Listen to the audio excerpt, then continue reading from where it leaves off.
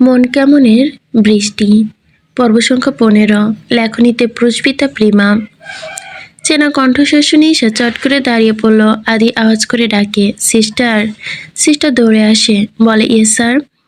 একটি সেই শিশুর কেবিন। আসি তখন পড়ি, ডটার অফ রেজওয়ান খান। ঈশা পিছু ফিরে তাকায় না, সাদা অ্যাপ্রন পরিহিত ডাক্তারকে দেখে ওনা দিয়ে পুরো মুখ ঢেকে ফেললো। ঘোমটা নামিয়ে নিল, এক কোণে গুটিসুটি মেরে দাঁড়িয়ে রইল।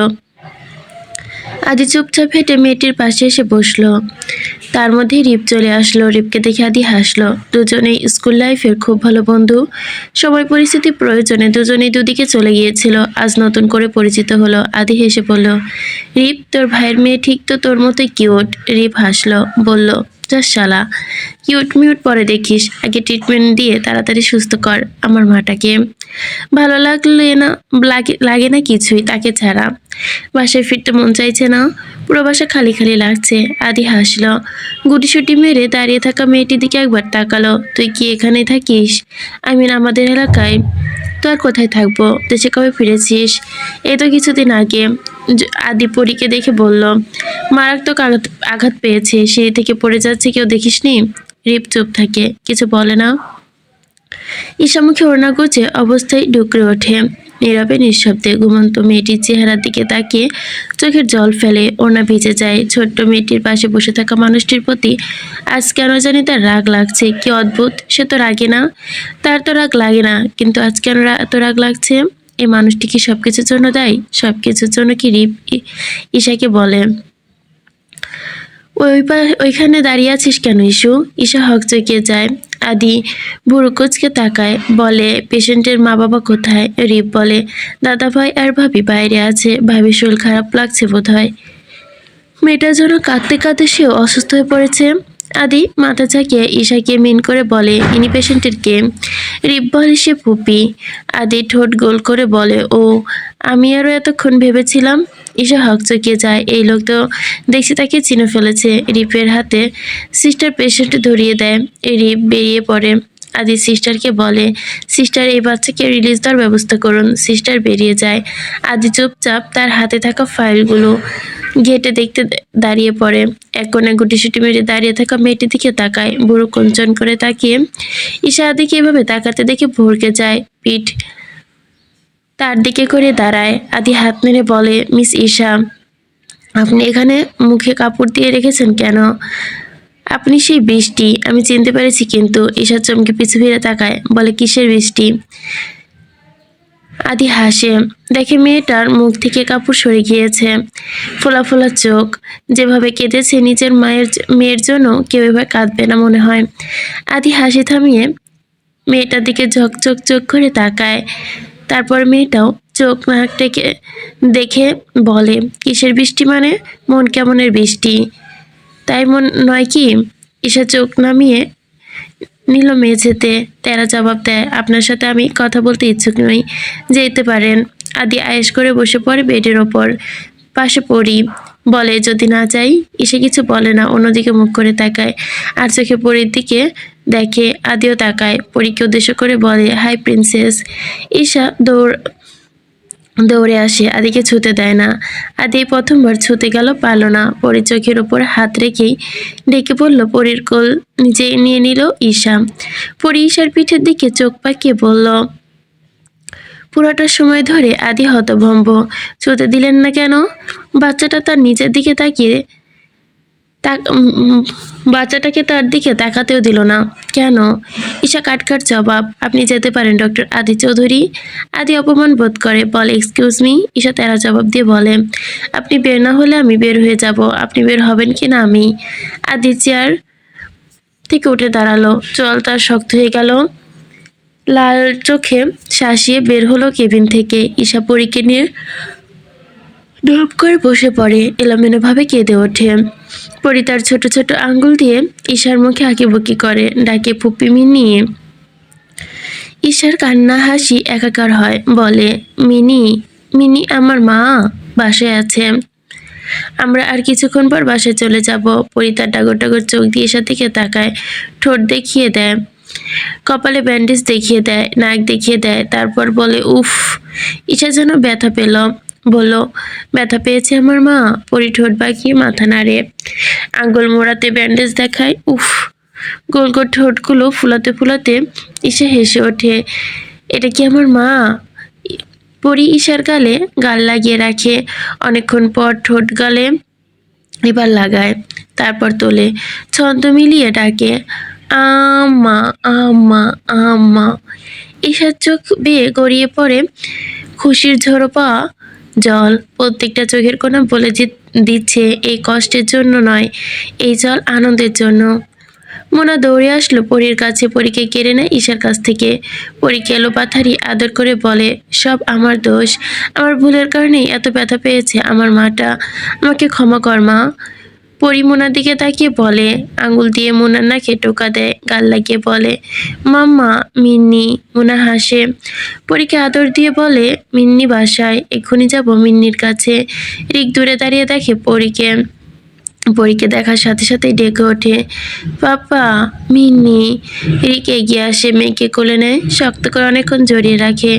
পরিও মাথা ফেলে রাখে বাবার ঘাড়ে, বলে, পাপ্পা, মিন্নি।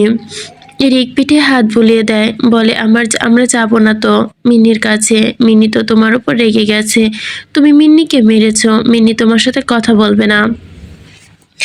পরি চেপে ধরে রিককে, রিকের শার্টের কলার টেনে ধরে বলে, ভ্যাবা করে কেঁদে ওঠে। রিক কান্না থামাতে বলে, না না পাপা, মজা করেছি, মিনি কথা বলবে তোমার সাথে, মিনি ভালো, পরিও ভালো, গুড গার্লস। পরি কান্না থামায়, রিকের মুখের দিকে তাকিয়ে টোকা দিতে দিতে মুখ লাগায়, আদর করে ডাকে, পাপ্পা। রিক শক্ত করে জড়িয়ে ধরে পরিকে, এমনভাবে ধরেছে যেন কেউ কেড়ে নিতে না পারে। তার শক্ত ব্যক্তিত্বের মানুষ আজ কেন জানি খেয়াল করলো তার দু চোখ হঠাৎ করে ভিজে উঠেছে। পরি তার মেয়ে, তার ভবিষ্যৎ, তার রাজকন্যা, তার অংশ, আর কারো নয়। দূরে দাঁড়িয়ে ঈশাও আবারও কাঁদে। হঠাৎ তার মনে হলো পৃথিবীর সবচাইতে সুন্দর দৃশ্য মধ্যে বাবা মেয়ের ভালোবাসার দৃশ্যটি একটি। কি অপূর্ব সেই দৃশ্য! সবাই এগিয়ে যায়, পিছু পিছু ধীরে হাঁটে ঈশা। কত ভাবনা তার মাথায়। রাগে থাকায় আদি কেবিন থেকে বেরিয়ে আসে, সোজা আজ বাড়ি ফিরবে। সিস্টার দৌড়ে আসে, বলে, স্যার, আরও পেশেন্ট বাকি আছে, আপনি বাসে চলে যাচ্ছেন? আদি উত্তর দেয় না, বলে, আমি চলে যাচ্ছি না, আমি ছুটি নিয়েছি। সিস্টারকে কোনো কিছু না বলতে দিয়েই আদি গটগট করে বেরিয়ে যায়, হাঁটা ধরে। মাথায় রাগ চেপে বসেছে আরও। ওই মেয়েটাকে দেখে যত সম্ভব সে রাগ চেপে রাখে। ঈশা ভোরকে পিছু টলে, সাইড দেয় আদিকে। আদি দাঁড়িয়ে পড়ে, কেন চোখে তাকায় ঈশার দিকে। ঈশা ঢোক গিল, বলে, কি? আদি চোখ শক্ত করে শুধু তাকায়, কিছু বলে না, বলার প্রয়োজন মনে করে না। ঈশা তার এভাবে তাকানো দেখে বলে, বুঝতে পারছি না কি এমন, কি বলবেন? হুমকি দেবেন নাকি ধমক দেবেন? আদি তারপরও চুপ করে চেয়ে থাকে।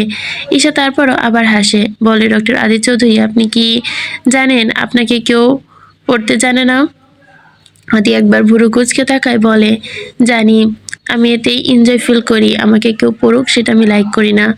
ঈশা ঠোঁট চেপে আবার হাসে, বলে, আপনি নিজেও পড়তে জানেন না নিজেকে, মিস্টার আদি চৌধুরী? আদি এবার দ্বিগুণ বিস্মিত হলো। আচ্ছা। ঈশা বলে, ঈশা বলে, জি। আদি চমকে ঝুঁকে পড়ে তার দিকে। ঈশা চমকায়, আদির গলায় আওয়াজ নিচু করে জিজ্ঞেস করে, আপনি পারেন? ঈশা পিছু হাঁটে, আমতা আমতা করে বলে, আমি কিভাবে পারবো, পারি না।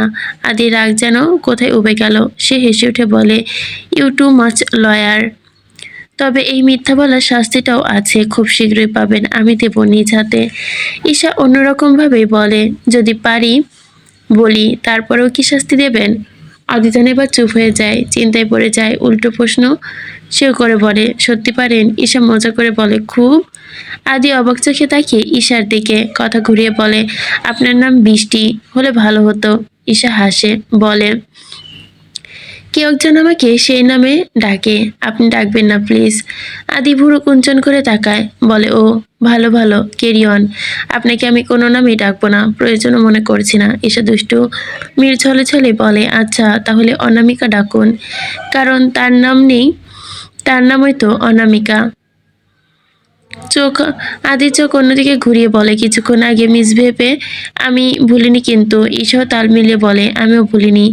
আদি রাগ উঠল, ও সে ভান ধরে একদম রাগ নেই, বলে, এক্ষুনি একটি মেয়ে, এত মুখে মুখে কথা বলেন কেন? ঈশা বলে, এইটুকুনি মেয়েটা অনেক কিছুই পারে। যেমন ধরুন, আপনার চাইতে বড় বড় ডক্টরের মতো বড় বড় রোগ সেরে ফেলতে পারে মাত্র কয়েক দেখায়। আপনার মতো একজন ডক্টরকে প্রেমেও ফেলে দিতে পারে। সেই প্রেমে হাবুডুবু খাওয়াতে খাওয়াতে মেরেও ফেলতে পারে। আর এমনভাবে পারে যে এই বেচারা এমন ভান ধরে বেঁচে আছে যে আসলে সে তা না, অলরেডি মৃত। আপনার মতো, I mean, I am right mister Adi Chowdhury? আদি পকেটে হাত গুজে দাঁড়ায়, চোখ মুখ উঁচিয়ে বলে, কথাগুলো কি আপনি বলছেন? আমাকে বিশ্বাস হচ্ছে না ঠিক। ঈশা গলা কাত করে এক পাশে বলে, আচ্ছা। আদি মাথা নাড়িয়ে বলে, আমি সব প্রেম টেমে কখনো পড়ি না।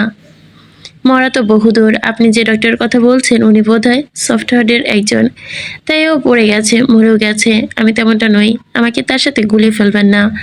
ঈশার মনে হলো শেষের কথাটা কিছুটা রাগ মেশানো ছিল, তাই হাসি পেল। বলল, অনেক আগেই গোলানো হয়ে গেছে, আর সেই গোলানো জল খাওয়া হয়ে গেছে, এবার শুধু। আদু ভুরু উঁচিয়ে বলে, কি? ঈশা গলা কেটে ফেলার মতো করেই হাত দিয়ে দেখায়, ফিনিশ। আদি আওয়াজ করে হেসে ওঠে, বলে, আপনার ডক্টরের সাথে মিট করতে চাই, কিছু সাজেশন দিতে চাই। বেচারার জন্য সত্যি আফসোস হচ্ছে। ইস। ঈশা ঠোঁট কামড়ে হাসে, এগোতে এগোতে বলে, আমারও কষ্ট হচ্ছে। এখনো হয়, কষ্ট দিতে ভালোই লাগে। আচ্ছা, জি। ঈশা রিকশা রেখে উঠে পড়ে। আদি ভুরু ক্রঞ্চন করে তাকায়, পিছু একটা ভেবে সে উঠে পড়ে। ঈশাকে চেপে বসতে দেখে আরো আয়েশ করে বসে। বলল, এত বড় স্পেস দেওয়ার জন্য থ্যাঙ্কস। ঈশা হাতের দিকে তাকায় না, মুখ অন্যদিকে রাখে।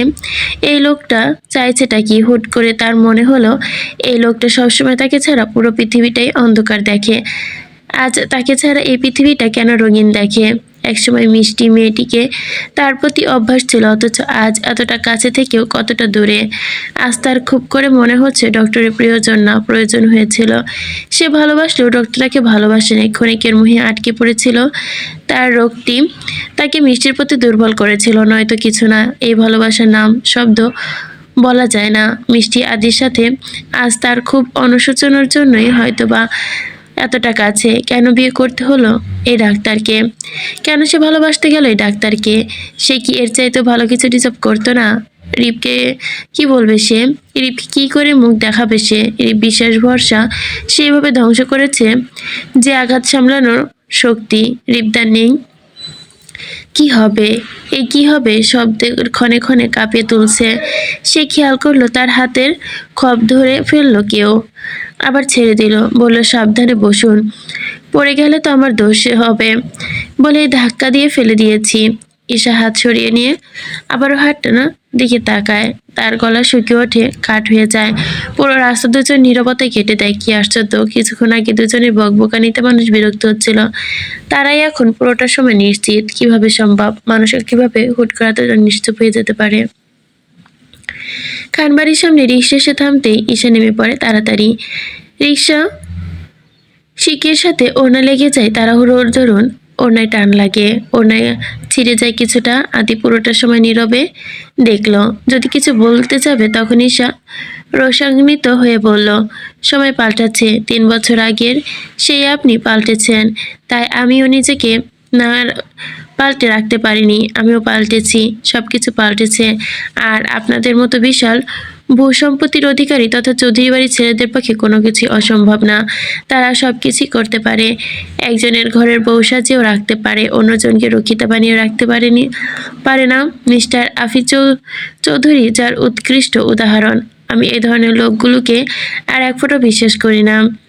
আপনার সাথে এতটুকু রাস্তায় এলাম, বিশ্বাস করুন আমার একটু ভালো লাগেনি। দম বন্ধ লেগেছে পুরোটা পথ। নেক্সট টাইম থেকে আমাকে এড়িয়ে চলার চেষ্টা করবেন। কে জানে কখন আপনাকে আমার পথে ফেলে দেই। আদি অবাকে উপরে উঠে অবাক হয়, বিস্ময় চরম পর্যায়ে পৌঁছে যায়। মেয়েটি যদি খেয়াল করতে তাহলে বুঝতে পারতো তার চোখ জোড়ায় অসংখ্য রাগ, ক্রোধ, বিদ্বেষ ঝড়। ঈশার বেগ অনুরোধের সুরে বলে, আমাকে প্লিজ এড়িয়ে চলবেন, কারণ আমি পারবো না, প্লিজ। অন্যদিকে তাকিয়ে কথাগুলো বলে ঈশা ঢুকে যায় গেটের ভেতরে। একটিবারও তাকালো না পিছু, শুধু তার কানে ভেসে আসে, আপনি কেন পারবেন না মিস ঈশা? ঈশা দৌড়ে ঢুকে পড়ে বাড়িতে। সামনাসামনি হয় তালা বেগমের। তালকোলে কান্নারত পরি কাঁদতেই কাছে রিক্তাকে তালহার কোলে দিয়ে দিয়েছে। ঈশা ব্যাগ সোফায় রেখে ধীরে ধীরে এগিয়ে যায় পরির দিকে, হাত বাড়িয়ে কোলে নেয় পরীকে। পরি তার কোলে ঝাঁপ দিয়ে কেটে কেটে বলে ফিপি ফিপি পাপ্পা। ঈশা পরীকে চেপে ধরে বুকে বলে পাপা আসবে। পরি তারপরও কেঁদে চলেছে। পানিতে টইটুম্বুর চোখ জোড়া তার আড়াল করছে ঈশা। পরীকে নিয়ে তার ঘরের দিকে হাঁটা ধরে। পরি ঈশার চুল বেরজড়ি টেনে ধরেছে, সর্বশক্তি দিয়ে চিৎকার করছে পাপা পাপা। ঈশা এবার ডুকরে কেঁদে ওঠে। পরীকে নিজের বিছানায় শুয়ে দিয়ে বলে সবাই আঘাত কর আমায়, তুইও ছাড়লি না, তুইও কর, সবার মতো স্বার্থপর। রিপ দৌড়ে আসে পরীর কান্নার আওয়াজ শুনে, কোলে তুলে নিয়ে বলে এক্ষুনি হসপিটাল থেকে এলো, আর তুই ওকে কাঁদাচ্ছিস ইস্যু। ঈশা চোখ মুখ মুছে বলে সবার চোখে জলের মূল্য আছে, শুধু আমারই নেই রিপদা, কারো কাছেই নেই। রিপ পরীকে কোলে তুলে নিয়ে এগিয়ে আসে তার দিকে, অবাক হয়ে বলে এসব কি বলছিস শিশু? এই তুই কি কাঁদছিলি? ঈশা অন্যদিকে মুখ করে তাকায়, না কাঁদছি না, আমার কাঁদা বারণ। কে বলেছে আমি কাঁদছি? অনেকদিন পর ভাইয়ের সাথে আড্ডায় বসেছে আদি।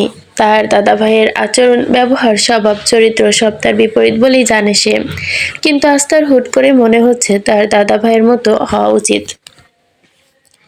তেমনটা হলে কেউ তাকে আর অত কথা শোনাতে পারতো না, পারবে না, যেমনটা আজকাল ওকে শুনতে হচ্ছে, সহ্য করে নিতে হচ্ছে। আফিফা যে খুশি ভাইকে তার তালে তাল মেলাতে দেখে, 2-3 বার খেয়াল হারিয়েছে আদি।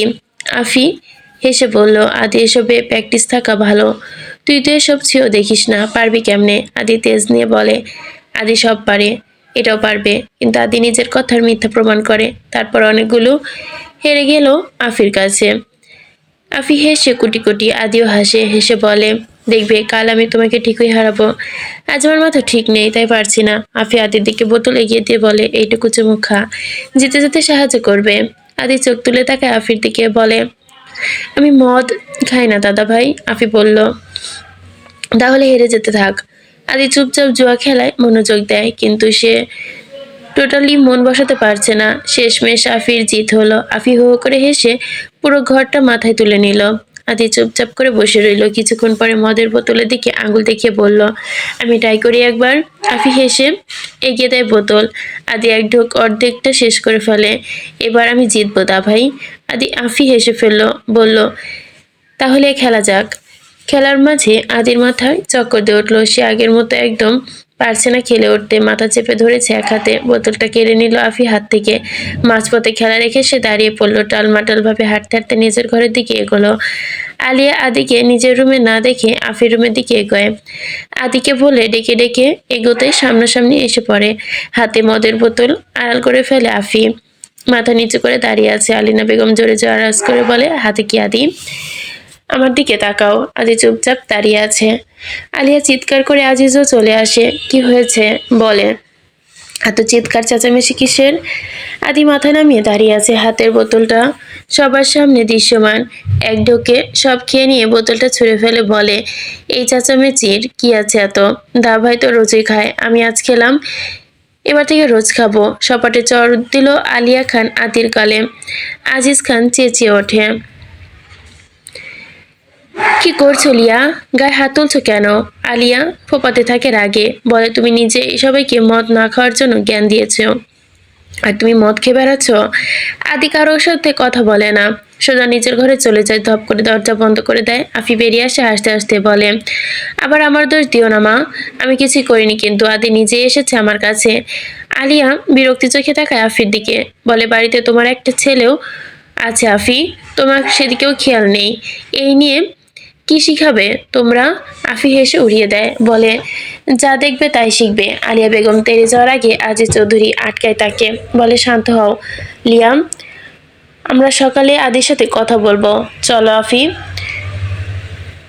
আফি হু হু করে হাসতে হাসতে চলে গেল নিজের রুমে। এলোমেলো হয়ে বিছানা থেকে উঠতেই বাজতে থাকা ফোনটি হাতে নেয় আদি। ফোন ধরে বলে কে? ওপাশ থেকে আইমি বলে কে মানে? কি হয়েছে আদি? কখন থেকে ফোন করছি, তুমি ফোন তুলছো না কেন? আদি খানিকক্ষণ পর উত্তর দেয় ঘুমাচ্ছি। আইমি রাগ লাগে, বলে ফোন দিয়ে যাচ্ছি সেই কখন থেকে, আমি টেনশনে পড়ে গিয়েছিলাম। আদি হাসে, বলে, আদির জন্য তুমি কেন টেনশন করছো? কে তুমি? আমি অবাক বিস্ময় হয়ে বলে, আদি ড্রিঙ্কস করেছো? আদি মাথা চেপে ধরে উঠে বসে। হ্যাঁ করেছি। তুমি কি করবে? আমি রেগে ফোনটা কেটে দেয়। কেটে দেওয়ার আগে বলে, হে টিউ আদি। আদি ফোন রেখে হো করে হাসে, বলে, ইমি রাগ করেছে? কিছুক্ষণ পর আবার কল আসে তার ফোনে। আদি ফোন রিসিভ করে আবার কানে ধরে, বলে, ইমি আর করবো না, আর খাবো না। আমি ফোপাতে ফোপাতে বলে, তুমি কেন ড্রিঙ্কস করেছো আদি? তুমি তো এমন না, নিশ্চয়ই আপি ভাইয়া দিয়েছে তাই না? আদি বলে, না আমি নিজ ইচ্ছাই খেয়েছি, আমার ভালো লাগে। আদির প্রচন্ড রাগ হয়। আদির কথা ইমির প্রচন্ড রাগ হয়, বলে, আমার ঘেন্না হচ্ছে আদি।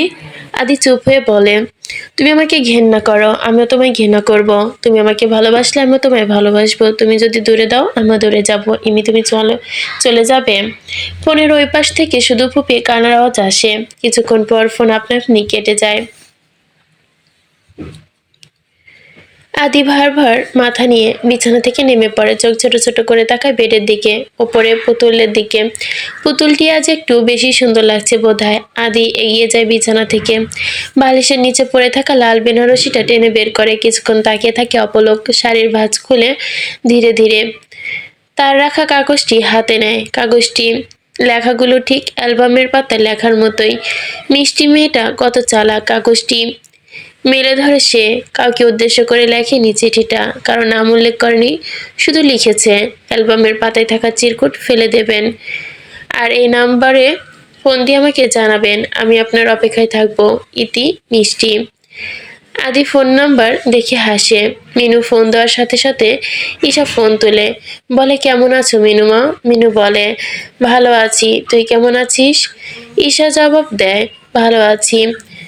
বাড়ির সবাই কেমন আছে? ভালো আছে। খানিকক্ষণ পর মিনু নিজেই বলে, তোর ডক্টরও ভালো আছে। ঈশা নিঃশব্দে হাসে, বলে, জানি, ভালো রেখেছি আমি তাকে, থাকারই কথা। কতটা ভালো রেখেছিস? যতটা ভালো থাকার কথা। মিষ্টি ভুলে কথা, যতটা ভালো থাকলে মিষ্টিকে ভুলে থাকা যায়। আমি তো তার কাছে স্ত্রীর অধিকার নিয়ে ফিরে যাইনি। সে আমাকে ডিভোর্স দিয়েছে, আমিও দিয়েছি। আমিও তো ভালো আছি, সেও আছে। মিনু চুপ থেকে শুনে ঈশার কথা, বলে, কেমন আছে? ঈশা চমকায়, বলে, কে মিনুমা? কার কথা বলছো? মিনুর কণ্ঠে রাগ এনে বলে, তুই ভালো করেই জানিস কার কথা বলছি। মিথ্যা বলার চেষ্টা করবি না, নিজেকে নির্দোষ মনে করিস তাই না? ঈশা অসহায়ভাবে জিজ্ঞেস করে, তুমি এভাবে কেন বলছো মিনিমা? আমার দোষটা কোথায়? মিনুর সোজা জবাব, তোর দোষ, তুই তাকে ছেড়ে গিয়েছিস, তাকে দূরে ঠেলে দিয়েছিস। তুই নিজের দোষ, নিজেকেই কষ্ট দিচ্ছিস। তুই একটাবার ভেবে দেখ, তুই যদি ঠিক কতটা অসহায়। কেউ নেই তার, তুই নিজের অস্তিত্বটাও বিক্রি করে দিলি। তুইও নিঃস্ব। চেপে রাখা কষ্ট, আড়াল করে রাখা যন্ত্রণা আজ আবার চেপে ধরেছে ঈশার বুকে। সে তাকালো পাশে, সত্যি সে একা, ভীষণ একা। দূর থেকে একটা ছোট বাচ্চার কান্নার আওয়াজ ভেসে আসে। কান্নার আওয়াজটা শোনায় ওপাশে ফোনে থাকা মিনু বলে, তুই এত কাছে থেকে শুনতে পাচ্ছিস না? অথচ দেখ আমি শুনতে পাচ্ছি। সে তোকে ডাকছে, তার মাকে ডাকছে। কি করে তুই তাকে দূরে ঠেলে দিতে পারলি মা? দেখ কিভাবে সে তার মায়ের বুক খুঁজছে, কিভাবে মায়ের আদর খুঁজছে, কিভাবে মাকে ডাকছে। মায়েরা তো সন্তানের কষ্ট সহ্য করতে পারে না, তুই কিভাবে সহ্য করেছিস? তোর কি একটু কষ্ট হয় না? এতটা নির্দয় কি করে হতে পারলি তুই? একটিবার শোনার চেষ্টা কর, একটিবার বোঝার চেষ্টা কর, তাহলেই বুঝতে পারবি। সে তোকে ডাকছে, তার মাকে ডাকছে। তুই তার মা ঈশা। ঈশা ব্যস্ত হয়ে দেখিয়ে বলল, মিনুমা আমি তোমার সাথে পরে কথা বলবো, আমাকে মামি ডাকছে বোধহয়। মিনু ফোন রেখে দিয়ে বলে, আমি পারিনি চিরকুটগুলো ফেলে দিতে। আমি তোর লিখে পাঠানো কাগজটি আদি বাবার রুমে রেখে এসেছি। এইটুকু অন্যায় আমি করলাম, আমাকে ক্ষমা কর। আমি তোকে এবারের বউ হিসেবে চাই, যেভাবেই হোক। ঈশা ফোন রেখে দিয়েই বালিশে মাথা এলিয়ে দিল। চোখ বেয়ে গড়িয়ে পড়ল নোনা জল। তারপর গড়িয়ে চলেছে। কি আশ্চর্য, চোখের জলগুলো এত বেহায়া কেন? দিন শেষে সব দোষ তার ঘাড়ে কেন? সে কেন বারবার দোষী হয়? তার অবস্থা কেন বোঝার চেষ্টা করে না কেউ? আকাশ পাতাল ভাবতে ভাবতে হঠাৎই ঘুম লাগে তার। সে পাড়ি জমায় ঘুমের দেশে। হঠাৎই আচমকা ফোন কলের আওয়াজে তার ঘুম ভেঙে যায়। বুক ধড়ফড় করে ওঠে। বুকে হাত দিয়ে চেপে ধরে ঘন ঘন শ্বাস নেয়। তারপর দ্রুত হাতে ফোন রিসিভ করে কানে নেয়। বলে, হ্যালো। ফোনের ওপাশ থেকে ভেসে আসে দীর্ঘশ্বাস, ভেসে আসে সুপরিচিত নিঃশ্বাসের শব্দ, ভেসে আসে মৃদু স্বর, শ্বাস প্রশ্বাসের ঢেউ, ভেসে আসে খুব সুন্দর একটি ডাক, মিষ্টি। সাথে সাথে সাদা সাদা ফোলা ফোলা জলের নহরের গাল বেয়ে গড়িয়ে পড়ে সরাসরি। কতদিন পর তার এই ডাক শুনল, কত মাস পর, কতটা মুহূর্ত পর, তার প্রতীক্ষার পর, কত অপেক্ষার পর। আর প্রতিবারই কেন জানি এই ডাকটা ভেসে আসে। কেন ডাক্তার আবারও মিষ্টি বলে ডাকছে না? উত্তেজনায় মেয়েটির পুরো শরীর থরথর করে কাঁপছে। এই ডাকটিতেই নিশ্চুপ একটা কিছু আছে। যদি আরো একটা বার ডাকতো।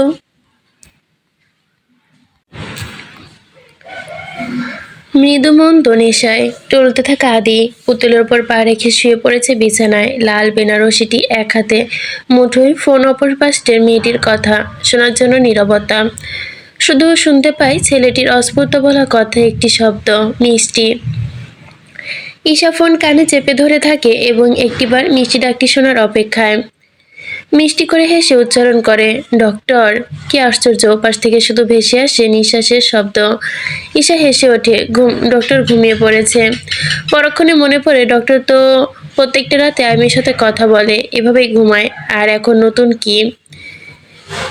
আকাশ পাতাল ভাবতে ভাবতে সে কখন ঘুমিয়ে পড়ে জানে না। যখনই তার ঘুম ছুটে তখনই ফজরের আজান ভেসে আসে। পাশে পড়ে থাকা ফোন দেখে ধরপড়ে ওঠে। ফোনের স্ক্রিনে জ্বলে ওঠে এখনো সে কানেক্টেড। অজ্ঞাতবশত সে ফোন কানে দেওয়ায় মাত্রই উচ্চারণ করে ডক্টর। সাথে সাথে ভেসে আসে ওপাশ থেকে পুরুষালী ঘুম ঘুম কণ্ঠে একটি শব্দ, আবারও মিষ্টি। চোখের জলের সাথে মিষ্টি হাসির বিস্তার ঈশার। সে আর কোনো কিছু বলতে পারে না। আকাশ কুসুম কল্পনার ঢেউ খেলে যায় পুরুষালী কণ্ঠে, ভেসে আসে একটি কথায়, কে আপনি? ঈশা মুখের বিকৃতি হাসি ধীরে ধীরে নিভু হয়ে যায়। হাত কেঁপে ওঠে তার, গলা ধরে আসে। কি বলবে বোধগম্য হয় না। বোধগম্য হয় আপনি আপনি হাত থেকে ফোনটি খসে পড়ে। আদি সেইভাবেই বলতে থাকে, কে আপনি? কথা বলুন। কে হন আপনি আমার? ঈশা হাত দিয়ে ফোনটি চেপে ধরে যাতে আওয়াজ না আসে, কিন্তু চাপ পড়ার ফোনটি লাউড স্পিকারে চলে যায়। ভেতরে আসে আরো একটি কণ্ঠের আওয়াজ, আনসার মি। কে আপনি? কার কাছে আপনি চিঠি পাঠিয়েছেন? চৌধুরী বাড়ির সাথে আপনার কি সম্পর্ক? খাঁচা থাকা মিনি পরিচিত কণ্ঠে ডেকে ওঠে, আদি আদি, মিসু মিসিউ। ঈশার সাথে সাথে ফোন কেটে দেয়। এলোমেলো কণ্ঠস্বরে কেঁদে ওঠে, স্টপ মিমি। মিনি, তুমি এত বড় ক্ষতি কেন করছো? ফোন কেটে যাওয়ার আদির মেজাজ চটে যায়। সে স্পষ্ট মিনির ডাক শুনতে পেয়েছে। তার মানে এই মিষ্টি মেয়েটাই মিনির কাছে। এই মেয়েটাই মিষ্টি, কিন্তু কে সে? কেন সে লুকিয়ে থাকে? এত সব কিছুর উত্তর পাওয়ার আশায় সে আবারও ফোন দেয়। শেষমেশ বিজে দেখায় নাম্বার। আদির মাথা চেপে ধরে, রাগ লাগছে তার। এই মেয়েটি কি ভুল নাকি ঠিক? কে এই মেয়ে? কেন এত জটলা এই মেয়ের সাথে? মেয়েটি আদিকে পড়তে জানে না, কিন্তু তারপরও কেন আদিকে ভয় হচ্ছে। ধীরে ধীরে ভোরের আলো পড়তে শুরু করে। আদি ঠিক যেভাবেই মাথা ধোয়াতে চেপে ধরেছিল ঠিক সেভাবেই আছে, কোনো নড়াচড়া নেই। যখনই পাখির কিচিরমিচির আওয়াজ শোনা যায়, রিহানা রায়নার গলার আওয়াজ ভেসে আসে, তখনই তার হুঁশ ফিরল। নিজের বিছানায় এই অবস্থা দেখে ভরকে গেল। পুতুলটি নিচের জায়গায় রেখে দিল, লাল শাড়িটা বালিশের নিচে চাপা দিল, ছোট্ট কাগজটি একবার দেখে নেয়। চাপা উত্তেজিত নিয়ে অ্যালবাম ঝাড়তে থাকে। যতগুলো ঝাড়তে থাকে একের পর এক পড়তে থাকে কাগজের টুকরো। পরে একটু শুকনো বকুল ফুলের মালা, শুকিয়ে গেছে। বিষময় আদির চোখে চেয়ে টুকরো টুকরো কাগজগুলো, বকুল ফুলের মালা কাপা কাপা হাতে তুলে নেই সেই বকুল ফুলের মালা। শাড়ি থেকে আসা সুবাস বকুল ফুল থেকেও বেশি আসছে। চোখ বন্ধ করে হতাশ ভঙ্গিতেই বসে থাকে কিছুক্ষণ, পরক্ষণে চোখ আটকে যায় অ্যালবামের পাতায়। তার কাঁধে মাথা রেখে হাসি মুখের মেয়েটিকে দেখে অস্পষ্ট তার মুখ দিয়ে বেরিয়ে আসে ইমি। রান্নাঘরে রায়নায় অসহযোগিতায় কাজ করছে মিনিও। এ বাড়িতে এই একটি মেয়ে মিনুর ভালো লাগার মানুষ। এই মেয়েটাই তার মন প্রাণ খুলে সব কথা শোনায়। মিনু তাই করে। ঈশার সাথে বলা কথা শুনে রায়না প্রচন্ড খুশি হয়েছে। এমনিতেও ও বলেছে যে সে নিজে ঈশার সাথে কথা বলবে। কত বছর পর ঈশার গলা শুনতে পারবে। মেয়েটার ভালো লাগছে এই ভেবেই মিনুর কাছে ব্যস্ত জবাব দেয়, আদি বাবার যদি মনে পড়ে যেত। ঈশার ছোট্ট সুন্দর একটা সংসার হতো। মেয়েটা ছোট্ট থেকেই নিঃস্ব। রায়না মনোযোগ দিয়ে শুনে মিনুর কথা বলে, মিনু মা, ঈশাকে আমার দেখতে ইচ্ছা করছে খুব করে, একটিবার যদি দেখতে পেতাম। মিনু হাঁপ ছেড়ে বলল, দেখি কি করবি? সে কি আর আগের মতো আছে? সে এখন আমাদের থেকে পালাতে চায়, জানি না কেন। দুজনের কথা শেষ না হতেই আদির গলার আওয়াজ শোনা যায়। দুজনে বেরিয়ে আসে রান্নাঘর থেকে। টেবিলের দিকে এগোতেই আদির গলার আওয়াজ একেবারে স্পষ্ট শুনতে পায়। আদি হাতে লাল শাড়ি, বকুনের শুকনো ফুলের মালা আর সবগুলো চিরকুট ছুঁড়ে মারে আলিয়া বেগমের কাছে। বলে, এসব কার? কে মিষ্টি? কি লুকোচুরি খেলা হচ্ছে আমার সাথে? আজি চৌধুরী আলিয়া চৌধুরী হতভম্ব হয়ে তাকায়, কথা বলতে যেন ভুলে যায়। দ্বিতীয়বার চিৎকার দিয়ে ওঠে আদি, দা ভাই, রায়না আপু, তাড়াতাড়ি আসো। রায়না দৌড়ে আসে, কি হয়েছে আদি, ডাকছিস? আদি চুপ করে রায়নার দিকে তাকায়। দা ভাই কোথায়? চেহারা অসম্ভব রাগ বিরক্ত। আফি তেড়ে এলো, বলল, কি হয়েছে সকাল সকাল? আদি রক্তিম চোখ করে তাকিয়ে থাকে, বলে, এভাবে তাকাচ্ছিস কেন? কি হয়েছে বল। আদি শক্ত ভঙ্গিতেই বলে, কিছু হয়নি দা ভাই, শুধু আমাকে এটা বলো, আমার অজান্তে এই বাড়িতে কি হয়েছে? মিষ্টি মেয়েটা কে? আফি ভুরু কুঞ্চন করে তাকায়, বলে, তোর মা বাবার কাছে থেকে জেনে নে, আমাকে কেন জিজ্ঞেস করছি? আমি ওইসবে নেই ভাই। আফি গটগট করে হেঁটে চলে যায়। আদি গর্জন করে ওঠে, কেউ কি বলবে আমায়? রায়না আপু, মিনিমা, তাড়াতাড়ি বলো। রায়না আর মিনু আর চোখে তাকায় আজিজ আর আলিয়া চৌধুরীর দিকে। আলিয়া এগিয়ে আসে, শাড়িটা কেড়ে নিয়ে বলে, আদি কে মিষ্টি? কোথায় মিষ্টি? তুমি কার কথা বলছো? আদি সোজা জবাব, এই শাড়ির মালিক। কার এই শাড়িটা? আমার ঘরে কেন পেলাম? এই বকুল ফুলের মালা কার? অ্যালবামের ভাঁজে এত কার চিরকুট? কে লিখেছে এগুলো? এই বাড়িতে তার দেওয়া চিঠি কি করে আসে? তার হাত আছে এইখানে। আলিয়া কুড়িয়ে নেয় সেসব চিরকুট, এক একটা ছিঁড়ে কুটি কুটি করে ফেলে, হাতে হতবিম্বরত হয়। কি করছো মা? মিষ্টি বলতে তোমরা, তোমার জীবনে কেউ ছিল না, আর কেউ আসবেও না। আদি, বোঝার চেষ্টা করো, না আছে আর না কোনো অস্তিত্ব এরকম হবে। আদি বিরক্ত নিয়ে বলে, কিন্তু তার সাথে আমার কথা আছে, ফোন দিয়েছি বলে। এই দেখো, অনেকক্ষণ কথাও বলেছি, এখনো মিথ্যা বলবে? আলিয়া চট করে ফোনটা কেড়ে নেয়, নাম্বারটা ডিলিট করে দেয়। রাতটা ভুলে যাও আদি। আদি রেগে মাথা চেপে ধরে এক হাত দিয়ে, বলে, কিন্তু এই শাড়ি কেন আমার কাছে? এই বকুল ফুলের মালা? আলিয়া শাড়ি কেড়ে নেয়, বলে, এটা ইমির শাড়ি, তুমি ইন্ডিয়ায় কিনেছিলে ইমিকে দেবে বলে, দাওনি কেন? কিন্তু এটা তো বিয়ের শাড়ি মনে হচ্ছে, এত ভারী শাড়ি ইমি এমনি এমনি কেন পরবে? এমনি এমনি প্রশ্ন আসছে না, তুমি দেবে তাই পরবে।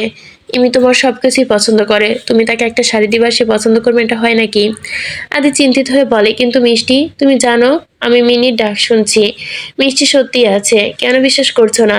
আদি চৌধুরী এবার চুপ হয়ে থাকলেন না, বললেন, হ্যাঁ আছে, মিষ্টি সত্যি আছে, কিন্তু সে বিবাহিত। আদি চমকায়, বলে, বিবাহিত? আজিজ হেঁটে আদির কাছে এসে বলে, হ্যাঁ, মিষ্টি বিবাহিত, কিন্তু তার সাথে আমার এই বাড়ির কি সম্পর্ক? আদির চৌধুরী মিথ্যা রটালেন, বললেন, তোমার দেখাশোনার জন্য আমরা তাকে রেখেছিলাম, সে অন্যজনের স্ত্রী, টাকার বিনিময়ে তোমাকে দেখতো, শুধু তোমার দেখাশোনাই করতো, অন্য কিছু নয়। আদি অবাকের চরম পর্যায়ে পৌঁছে যায়, কৌতূহল হয়ে জিজ্ঞেস করে, টাকার জন্য বিবাহিত? এটা আবার কেমন কথা বাবা? আমি বিশ্বাস করি না, আমার প্রমাণ চাই, তার ঠিকানা দাও। যতক্ষণ না তার মুখ দেখছি ততক্ষণ আমি বিশ্বাস করছি না। আজিজ তেরা জবাব দেয়, বলেন, ঠিকানা দিতে পারবো না, তার স্বামী সংসার আছে, ঠিকানা দেওয়া বারণ। আদি রেগে চিৎকার করে ওঠে, বলে, বিবাহিত একজন মেয়েকে আমার দেখাশোনার জন্য রাখলে তোমরা? মেয়ে কি কম পড়েছে? তার সাথে তো আমি দেখা করেই ছাড়বো। আলিয়া দয়সরা ভাবে বলে, তুমি তখন কাউকে সহ্য করতে পারতে না, না ইমিকে আর না কোনো নার্স ডক্টরকে। আদি কপাল বেয়ে যেন ঘাম ঝরে গেল। চেয়ার শক্ত করে তাকায় মিনির দিকে, এগিয়ে গিয়ে বলে, মিনিমা, তুমি অন্তত চুপ থেকো না, প্লিজ সত্যিটা আমাকে বলো, ঠিকানা দাও, আমি দেখা করতে চাই। মিনুর চোখ জোড়া তুলে তাকালো আদির দিকে, পিছনে চোখ যায় তার। আলিয়া চৌধুরী চোখের ভাষা বুঝে বলে, চুপ থাক। আদি একদমই জানে না সে কোথায়, জানলে বলে দিতাম, আমি সত্যি জানি না, বলল মিনু। আদি যেন এবার ক্লান্ত হয়ে পড়ে, মাথায় দুহাত দিয়ে চেপে ধরে। সে বলে, কে বলবে আমায়? মিনিকে কোথায় পাবো আমি? ইমি, হ্যাঁ ইমি, ইমি বলতে পারে সব ঠিকানা।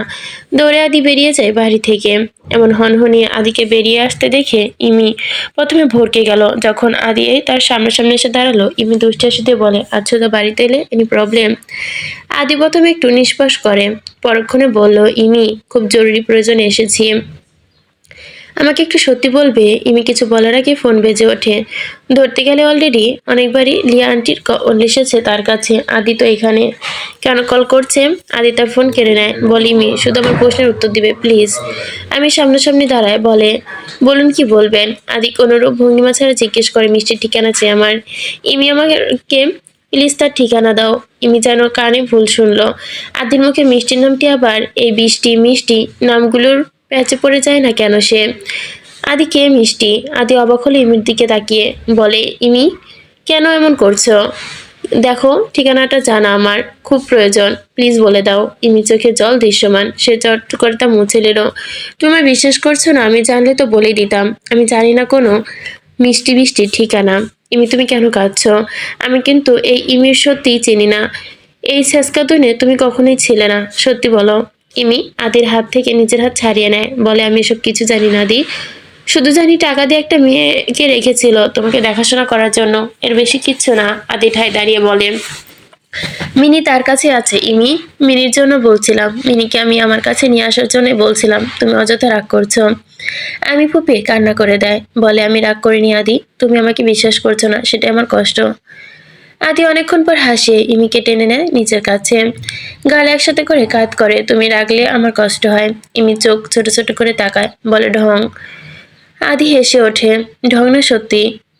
সত্যি ইমি রাগ করলে আদির কষ্ট হয়। ইমি দুমদুম করে কিল বসালো আদির বাহুতে। আদি ব্যথা তোর আওয়াজ করলো, আমি ব্যথা পেয়েছি। দুজনে একসাথে হেসে ওঠে। আফজাল আহমেদ দরজায় টোকা দিয়ে নক করলো। দুজনের কাছ থেকে দূরে সরে ছিটকে দাঁড়ালো। আদি মাথা চুলকে বলে, আঙ্কেল আপনি আসুন। আফজাল আহমেদ ঘরে ঢুকে বেশ গম্ভীর হয়ে বলে, বিয়ের আগে আমার মেয়ের বেডরুমে আমি কাউকে অ্যালাউ করি না কিন্তু। সবাই কিছুক্ষণ চুপ। বিষয়টা বোধগম্য হতে তিনজন খিলখিল করে হেসে ওঠে। কাউকে অ্যালাউ করে না, আদিকে করে। ইমি হেসে ওঠে। আগামী মাসের দিকে এঙ্গেজমেন্ট হবে। আমি, চাচু আর কাকিয়া আসছে। ছোটখাটো একটা ফাংশন হবে, আর তার কয়েকদিন পর বিয়ে। দুজনে রেডি তো? আমি চোখ ছোট ছোট করে তাকা আদির দিকে। আদিও যেন লজ্জায় পড়ে গেছে। তারিখও ঠিক হয়েছে? আমাকে তো জানানো হয়নি। আফজাল আহমেদ আইমির দিকে তাকিয়ে আদির কথা বলে, তুমি রেডি নাও?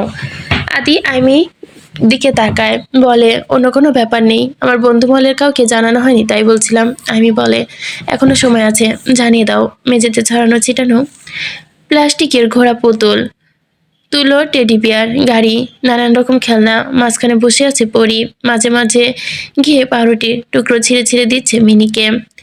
মিনিও পাশে থেকে তা খাচ্ছে। মিন্নি, মিনি আওয়াজটা পতেই খেতে খেতে কথা স্পষ্ট নয়। খাওয়ার শেষে বলে, প্রিন্সেস প্রিন্সেস। পরি খিলখিল করে হাসে। গায়ের পরনে লাল সাদা ফর্কের কোনা মিনিকে দেখিয়ে দেয়, যার উদ্দেশ্য, খেয়ে এখানে মুখ মুছে নাও। যেভাবে তোমার আম্মা তোমার যেভাবে তার আম্মা তাকে খাওয়ার পর ওড়না দিয়ে মুখ মুছিয়ে দেয়। দূর থেকে দাঁড়িয়ে তা দেখছিল তালহা আর জহির মিয়া। দুজনেই পরীর কাণ্ড দেখে হাসে। দাদুমণি পরী ডাগর ডাগর চোখ দুটো পাকিয়ে তাকায়, আবারও মাথা নিচু করে মনোযোগী হয়। দাদা তালা এগিয়ে আসে, পরীর পাশে বসে পড়ে। দাদুমণি খাবে না? পরি দিকে মাথা নাড়ায়। মিনি ডেকে ওঠে, খাবো খাবো। তালা ধমকে ওঠে, জিজ্ঞেস করেছি কাকে আর বলছে কে? রাক্ষসী পাখি একটা। মিনি খেতে খেতে ডাকে, বুড্ডি বুড্ডি, ব্যাড গার্ল ব্যাড গার্ল। তালহা বেগম রেগে মেগে বলে, এই মিনি। জাহির বেগম হেসে ওঠে, বলে, পরির জন্য কিছু বলতে পারবে না, পরি তো মিনির বেস্ট ফ্রেন্ড। মিনি খেয়ে ডানা চাপটায়, ডাকে বেস্ট ফ্রেন্ড বেস্ট ফ্রেন্ড। তালহা বেগম রাগে চোখে তাকায় মিনির দিকে। পরির হাতে ভার দিয়ে ঢলে ঢলে হাঁটতে হাঁটতে তালহা বেগম বেয়ে ওঠে। দুগালে হাত দিয়ে আদর করে, নাকে ডগায় দুমদুম করে বাড়ি বসিয়ে দেয়। দাদা দাদা। জাহির মিয়া হো হো করে হাসে। তালা বেগমের মুখে প্রচন্ড হাসি। দুজনেই দুই চোখ ভরে নাতনির কাণ্ড দেখছে। পরি আবারও গালে গাল লাগিয়ে ডাকে, দাদা। জাহির মিয়া নিজেও হেসে ওঠে হো হো করে। পরীকে হাসিয়ে কোলে তুলে নেয়। মোনা হাতে ছোট্টখাটো একটা বাটি করে খাবার নিয়ে আসে। পরি খাবে আসো। পরি দুদিকে মাথা নাড়ায়, সে খাবে না বলে দেয়।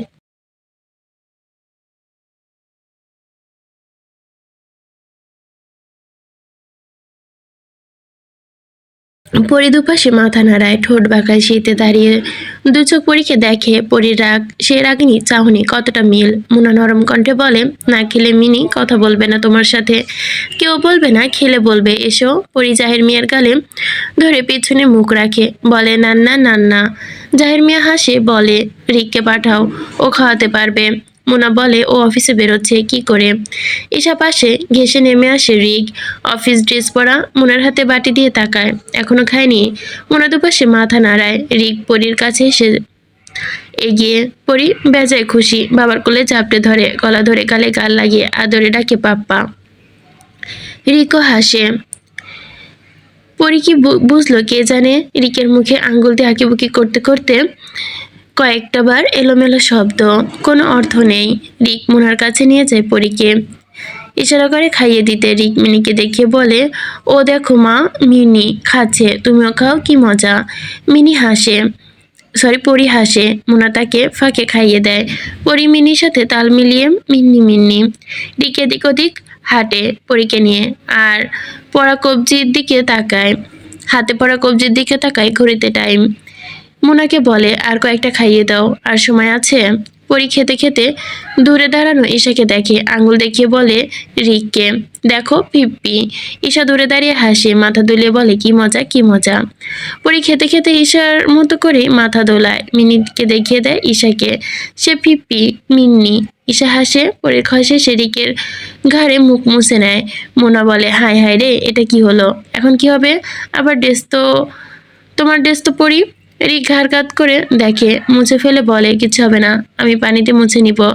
পরি ঠোঁট ফুলিয়ে তাকায় রিকের দিকে, যার অর্থ মাম্মা এভাবে কেন বলবে, সে রাগ করেছে। রিক হেসে ওঠে পরির কাণ্ডে, বলে, রাগ করে না মা।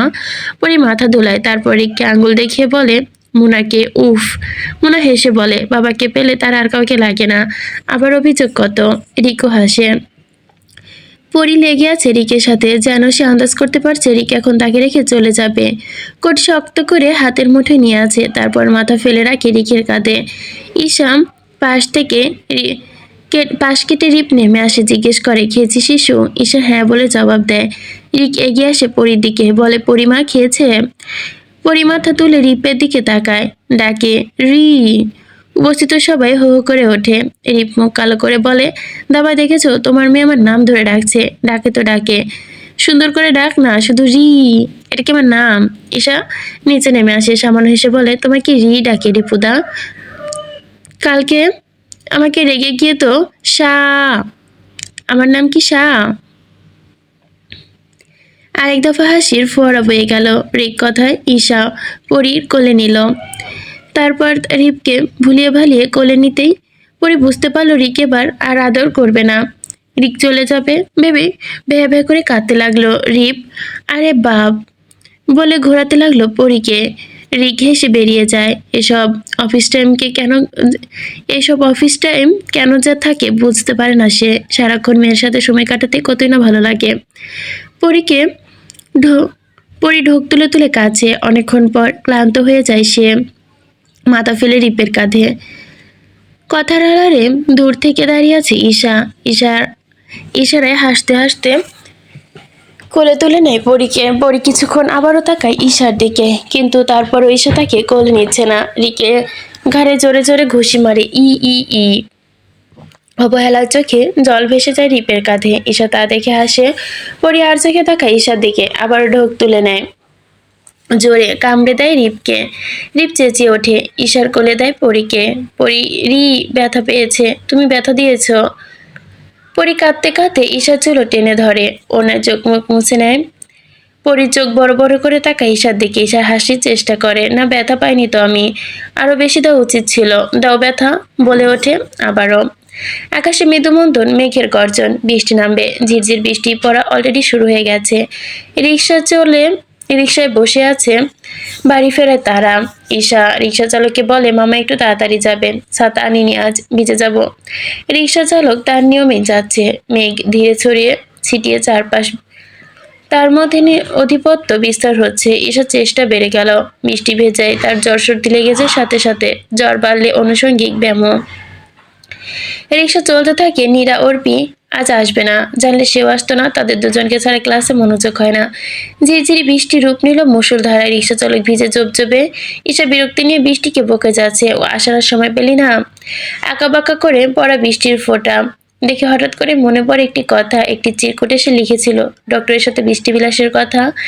এমন একটা দিন আসবে যেদিন বৃষ্টির গর্জন, স্তব্ধ পরিবেশ, হয়তো রাত, হয়তো দুপুর নয় বিকাল। বৃষ্টি টুপটুপ শব্দে বাজবে নুপুরের রিনঝিনি শব্দ, পরনে থাকবে সাদা শাড়ি, বকুল ফুলের গন্ধ ভরে থাকবে পরিবেশ। বকুল ফুলের মালা পরিয়ে দিবে তার গলায়, বকুল দিয়ে ছুঁয়ে দিবে নাগের ডগা। সে লজ্জা হয়তো নতবন হয়ে হাসবে। ডক্টর সেই আগের ভোলা ভালা চাহনি দিয়ে তাকাবে তার দিকে। পরনে থাকবে সাদা দবদবে পাঞ্জাবি, চুলগুলো থাকবে কপালের কাছে ছড়ানো ছিটানো, খুব যত্নে পেছনের দিকে দড়িয়ে ধরবে ঘাড়ে। মিষ্টি, এই মন কেমনের বৃষ্টি আমাদের, এই বৃষ্টি বিলাস আমাদের, তোমার আমার আদি মিষ্টির। সেই চিরকুট তো ডাক্তারের আর দেখা হলো না। দেখলে কি একটা বাজে পরিস্থিতি হতো। ভালোই হয়েছে সরিয়ে ফেলেছে মিনুমা। ডক্টর তো এখন আইমির সাথে বৃষ্টি বিলাস করবে, এখন আইমির সাথে। ইমি, এই বৃষ্টি বিলাস আমাদের, এই মন কেমনের বৃষ্টি আমাদের, আমার তোমার আদি ইমির। ঈশা হেসে ওঠে, রিক্সা চলতে থাকে। তার আবারও মনে পড়ে 3 বছর আগে ডক্টরের বলা সেই কথা। মিষ্টি, এই আদি, এই ডক্টর তোমায় ভালোবাসে, কিন্তু তুমি বাসনি, কখনোই বাসনি।